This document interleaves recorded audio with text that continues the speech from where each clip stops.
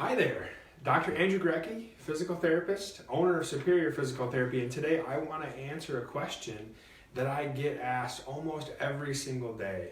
And I want to share the answer that I have with you.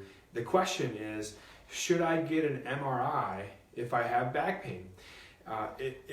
Almost everybody that experiences back pain has a burning desire to want to find out what's causing their back pain.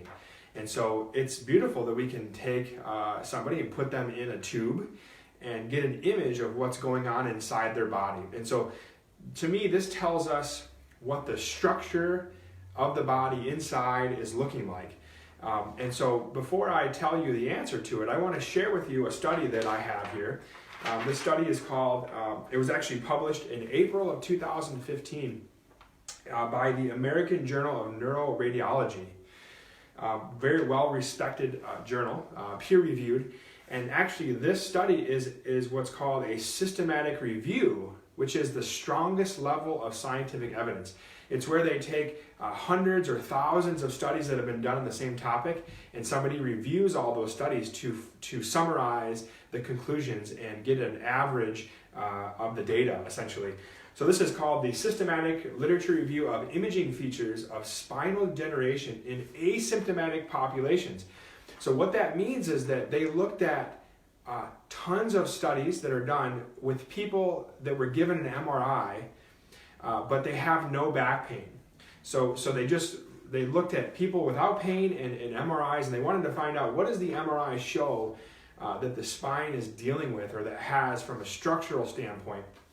And I think that the study is fascinating because what it really reveals is that the spine ages over time, just like every other part of our body. If I look at a 60-year-old skin versus a 25-year-old skin, there is a very visual difference, right? We have wrinkles, we have some sunspots, and the skin becomes more brittle. There's a visual difference between skin at 60 and skin at 25. I think we'd all agree on that. So this study looks at the spine on people without pain, and on the right side of my screen here, this is the summary of that systematic review. So a really high level of scientific evidence that basically shows, and they looked at a bunch of categories here of what they were finding in the MRI. So you can see that number one was disc degeneration. That's also called disc space narrowing or degenerative disc disease or arthritis.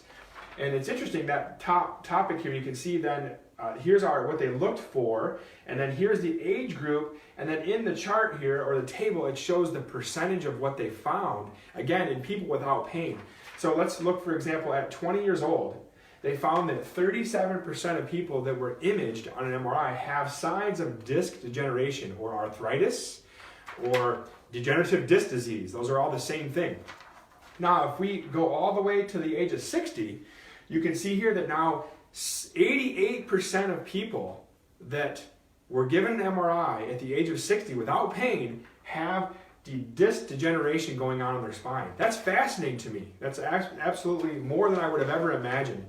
And of course, as we move up to 80 years old, that number is 96%. So basically, everybody in their 80s, 96% has disc degeneration in their spine, whether they have pain or not. Now let's move down to another really common condition that I hear people that are diagnosed when they have back pain. And that's the fourth one down here, which is a disc bulge. Actually, disc bulge and then a disc protrusion is the next category. A disc bulge, if it progresses and gets worse, becomes a protrusion. Again, at 20 years old, people without pain, 30% of them have a disc bulge. Without pain. Let's move all the way to 60. Now we look at 69% of people that were MRI'd have a disc bulge without any pain in their body. Again, really fascinating to me. Another one that we look at is what's called facet degeneration, or that also can be termed arthritis in the joints of the spine. Again, if we move up to 60-year-olds, 50% of people given an MRI have signs in their spine that there is arthritis in the joints. Again, without pain. So to me, what is that? That helps us answer the question, should I get an MRI for my back pain? And maybe before we go there, an analogy might be, let me set this down. An analogy might be, think of if I hit my thumb with a hammer, okay? immediately I have pain. And then a few days later, that nail typically will get discolored and it'll get black and blue. And it continues to hurt for a while. So there was some structural damage to my nail when I hit it with a hammer. We would all agree with that. Now, if I fast forward and I say, okay, 2 months from now, somebody walks up to me and goes, oh my gosh, what did you do to your thumb? That looks like it hurts really bad. And I tell them the story. I hit it with a hammer and it hurt pretty bad for a couple days, but it's been 2 months and it doesn't hurt anymore. But it looks nasty. It looks like it hurts, but it doesn't hurt. That's kind of what an MRI is now telling us, that we are finding evidence of damage that happened in the past. And with people that are living without pain, but they have the damage, that is proof that the body is designed to adapt, to compensate, to learn that structural damage. Over time, the body accepts that damage, especially if other parts of the body are moving properly. And that's the key. So we know that the lower back can have all these problems, but if the areas below the hips and the areas above the upper spine, if those aren't moving properly, it's going to cause a lot of stress into the lower back. So the key there is, I think we need to recognize what an MRI is really for. So an MRI is for, I call it a pre-surgical tool. So if I'm going to go under the knife for whatever reason, and I know I'm going to be doing that, there's no choice, I would like my surgeon to get a picture of what's going on first before he goes in there. I don't believe, and there's more evidence that's supporting this now, that MRIs should be the only reason that somebody does a surgery. So for example, if you're 60 years old and you have disc degeneration or arthritis in your spine, and you're being told you need a lumbar fusion or a surgery for your back, I would disagree with that. I would say that the MRI is only one piece of the puzzle. That looks at the structure. We also need to look at the function of the body. How is the body functioning? How are the hips moving? How is the upper spine moving? How are those things moving? And if they're not moving well, let's try to improve those things to move so it takes away the stress. And then let's see if that person can accomplish their goal, which is to move without pain, before we jump the gun and get surgery on the spine based on an MRI. Now, I talk a lot about lower back pain, but the reality is, on the other side here, we've got a lot of different parts of the body that this same study was done, the asymptomatic imaging study. And it's fascinating that we're finding, for example, in the neck, we had the same study. There was 1,200 people without pain looked at on an MRI. And what they found was in your 20s, 75% of people that were imaged have a disc bulge in their neck without pain. They also found that 87.6% of all the people they looked at in the study, not just by one age, but 20 years old is pretty young, 87.6% had a disc bulge. So that's a pretty high percentage. That means that if I took 1,200 people off the street right now without pain, 87% chance they're going to have a disc bulge in their neck, even though they have no pain. So we cannot use that piece of evidence for decision making. Another one is looking at the shoulder. The shoulder, they did the same thing. What they found was between the ages of 45 and 60, 72% of people have what's called a slap tear or slap lesion, which is a lesion of the cartilage ring in the socket of the shoulder without pain. Moving on to the hip, 69% of people that were ages 15 to 66, 69% of people have a labral tear in their hip. Same concept as the shoulder. It's that cartilage ring around the socket of the hip.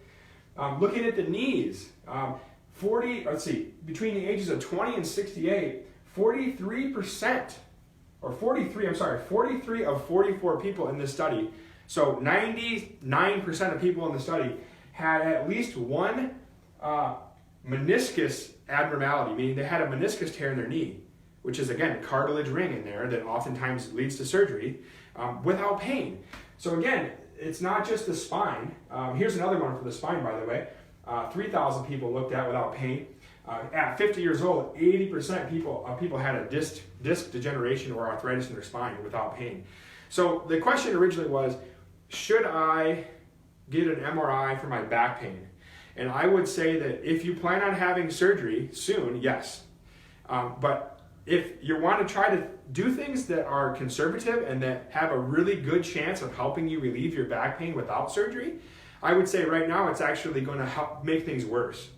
The MRI makes people assume that just because you have that structural change in your spine, that's why you're having pain. That's the cause of pain. I would argue that that's not the cause of pain. That's the structural changes, just like wrinkles on the skin. That does not mean that's why you're having the pain. That means your spine is changing. The reason you're having pain is because there's a movement problem.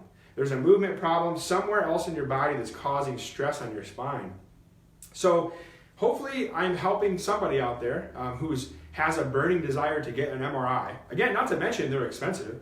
So an MRI ranges from $2,000 to $2,500 depending on where you go. By the way, you can get an MRI. I believe somebody that I just met went all the way down to Grand Rapids, which is about a 2.5-hour drive, and they got one for about $750 at a clinic. It's amazing how the ranges are different, but again, very expensive. And really, I would say it leads more people down the path to surgery than we really should be doing. We should be trying to do conservative things, and we should be letting the body heal itself naturally. So I want to just address that question, and hopefully that helps somebody out there. If you know somebody who's planning on getting an MRI, wants an MRI, has back pain, I think you really need to look at what the research and the evidence shows in order to make the proper decision and live a healthy life and not get an unneeded surgery. By the way, I also fell for that. I wrote a book about this, by the way. You can pick it up. It's free. It's on our website. You can stop into our clinic and grab a free copy. But in 2004, I had about 1.5 years of back pain and went through all types of treatments. And about 3 months in, I was given an MRI, and it was told that it was because I had a disc bulge. And again, I went down the path of everybody thought it was a disc bulge. So they were treating my back.